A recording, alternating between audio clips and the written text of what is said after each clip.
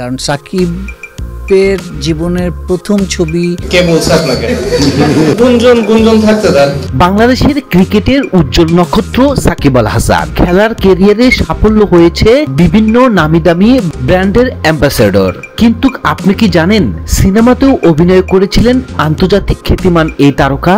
সাকিব আল হাসানকে সিনেমায় অভিনয় করিয়েছি।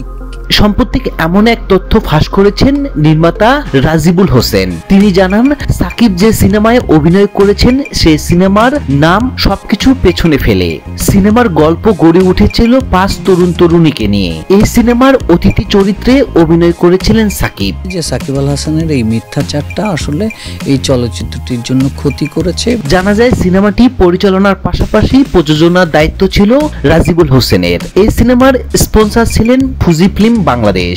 এই সময় ফুজি ফিল্মের ব্র্যান্ড অ্যাম্বাসেডর সাকিব থাকায় প্রতিষ্ঠানটির ইচ্ছায় সিনেমাটি যুক্ত হন ক্রিকেটার এই অলরাউন্ডার।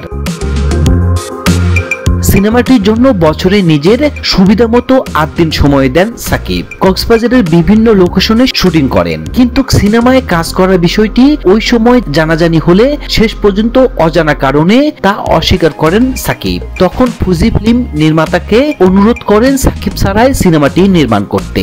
কিন্তু সাকিবের ওই শর্টস গুলো নিয়ে যদি আমি সিনেমাটা বানাতাম।